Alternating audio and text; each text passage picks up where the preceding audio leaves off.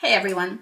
Today we have a haul and maybe small first impressions for certain products for the things that I recently had purchased. We're going to start with a base, which is a Guerlain Meteorites base in Oxygen Care Moisturizer Radiance Booster. Of course, you know I'm a huge fan of Guerlain. I buy the products from their lines frequently, from fragrances to makeup. I love Guerlain.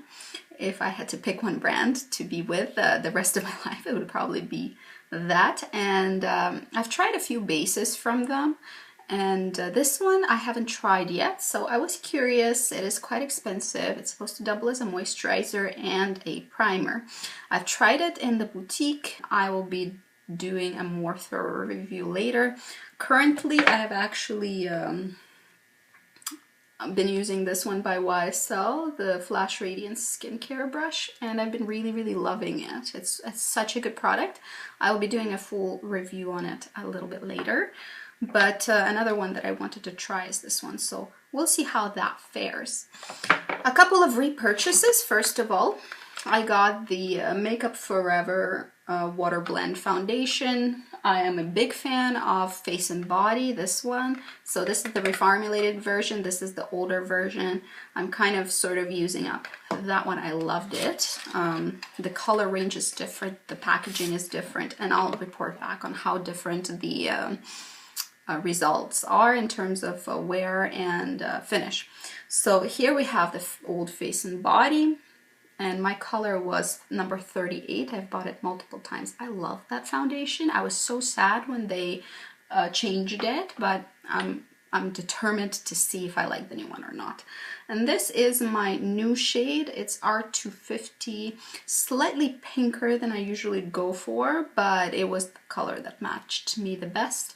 I like the changes in the way packaging is looking. I mean, it looks much more luxe. The matte glass, the better cap, very nice. But I'm hoping that the formula didn't change too much because I loved that formula. The other repurchase is the Este Lauder Double Wear in 1-2 Écru. I had Bone and I still have Bone, but I really prefer Écru. Bone is a little bit yellow for me. I'm going to be mixing Bone with other things just to sort of use it up, but if I need to use a full coverage foundation that'll last all day, I'll be using this Écru. It's quite a neutral color, probably with a little bit of a pink undertone, maybe slightly. On camera it doesn't look as pink as it is in real life, but it's 1 and 2. The next foundation I bought is Your Skin but Better CC Plus Color Correcting Full Coverage Cream Anti-Aging and Hydrating Serum SPF 50. Holy crap, by It Cosmetics. They have the longest name ever, but I'm determined to try this. I actually haven't tried it. You see the nozzle is completely new, so we'll see how I enjoy it. So many people hype it up and think it's the best thing since sliced bread. I'm excited to try. I'll report back what I think. For my dry skin, it should hopefully be fantastic. Another foundation I bought from It Cosmetics is the powder version. It's the Celebration Foundation Illumination. So this one is not the Illumination one. This is the regular one, and this one is Illumination. I think that was probably a mistake. I should have gotten just the Celebration Foundation, because this one I've actually tried. It's a very soft foundation. The texture of it is exactly what I do like in my foundations. This one is in the color Fair. I love the texture. The texture is fantastic, but it does have micro glitter in it. It's very weird. It doesn't have like the vampire sheen effect on the face, but the fact that it's kind of sheeny and has this reflective property to it, it's a little bit disappointing, because although I like to be illuminated, I also like for my skin to look smooth, and that one really highlights texture issues. And I don't have texture issues. I have like the tiniest pores around here, and they are highlighted with this one. It's very weird. They look worse with it than without it. So I would probably wear it all over, but have maybe a more setting powder around where I have texture issues. If you have any kind of texture issues, I feel like this probably would not be the best. It would probably highlight them. And then a couple of powders that I got. I got the Besame Translucent Brightening Violet Powder because I wanted something to highlight, or I wanted something to set my under eyes without sort of dulling them down. So this is supposed to brighten. It's this violet and violet powder, like any color correcting powder, I suppose. It's very finely milled. I have not tried it at home, so I'll tell you how it is once I try it. And I also got this one to compare. This is the Laura Mercier Secret Brightening Powder, and this one, of course, I haven't really tried yet very much either. This one I bought also for the under eyes. It does flash back with flash photography, but then again, I'm not an Instagram girl. I really don't care. I want it to look good in real life. Whether it flashes back with pictures, I really never post anything online, so that was not a concern for me. It was not something that was important for me. If it's important for you when you take lots of pictures or selfies or whatever, which I don't, then this might not be the best choice. Next product is something that impressed me greatly, and I'm very, very happy I picked it up. And it's, again, from IT Cosmetics. It is the CC Plus Radiance Ombre Bronzer in Warm Radiance. Huge pan, 16.17 grams. I was so impressed with this product, and I'm not the one to go for shimmery bronzers, and it is actually not a shimmery bronzer. It is a matte bronzer with a little bit of a red undertone, very skin-like finish, and a highlight up top, and it kind of is a gradient. Here they are. Here's the highlight. It's a little bit dark for my liking because once the light is not hitting it, it's kind of darker, but it really buffs out into the skin very well, and you cannot see this darkness. It's a finger swatch, and it leaves quite a natural look if you want to use that highlight, but I'm a huge fan of this bronzer. You see, it's a perfect shade for a bronzer. Of course, not a contour powder. Keep in mind, don't contour with it. It's not a good idea. It's going to not look right. But for a bronzer, this is a fantastic shade for lighter skin tones. Next, I have a brow product. I have broken down and bought my Dior Show Brow Styler again because apparently I can't live without it. I like some of the things that I'm using right now, but this is my pencil of choice still. It's the Ultra Fine Precision Brow Pencil. My color is 001 in Universal Brown. Love. Apparently can't live without it. Next, I have a lip product. This is from Smashbox. I bought it pretty recently, and I haven't had a chance to really put it to a test. It is something I'm wearing right now. It is their Always On Liquid Lipstick in Babe Alert. Now, why I bought it is because of the color. The consultant in Sephora had given it to me to try because he was doing my makeup, and he was selling me this one. And he put this on me, and I loved it so much that I walked out with it. This is a matte lipstick that's on me right now. It's pretty neutral pink, I would say. Slightly cool, but really quite neutral.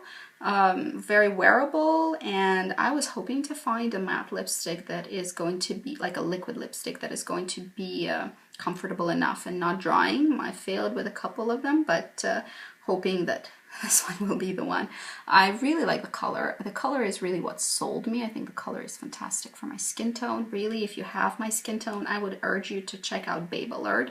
And moreover, I have a hard time imagining who this color would not look good on. And then I got two eyeshadow palettes. First of all, I have this IT Cosmetics Naturally Pretty. IT Cosmetics is not sold where I am, and I didn't want to buy it online blindly. I wanted to test it out and see what the consistency was like, what the palette was like, what the color selection are like. You know, online swatches are great, but really you can't always tell. The quality of the packaging is I'm not impressed.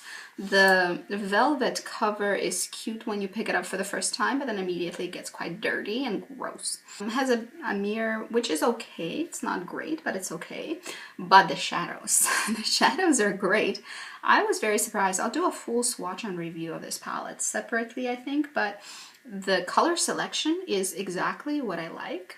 It has this transforming pearl shade, but this shade is you know, it's light brow bone shade to me. To me, it's satin. It's a little bit shimmery, but really on skin, it comes across as a satin. The rest of them are satin mattes. So they're not super, super matte, like no light reflected whatsoever. They're soft matte shadow. The color pickup is good, but they're not powdery at all. And they're just smooth. They're easy to blend.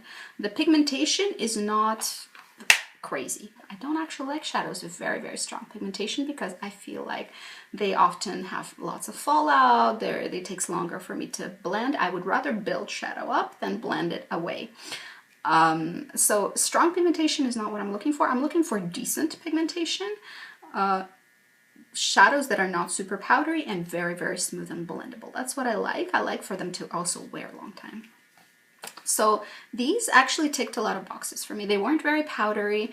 The pigmentation was there, but it wasn't super, super powerful. So for an everyday wear palette, if you're not a makeup artist who has to do editorial work, this is what I would go with. I think this formula is far superior to, say, La Roc, which I also looked at and wanted to buy, but then I touched them. They're so powdery. They're very, very pigmented, but they're so powdery. There's like Fallout City everywhere on the face, and I feel like it would be too much work for me to deal with them. I want it to be easy. Another palette that I couldn't walk by that has very mixed reviews online is Smashbox Shape Matters Eyes palette.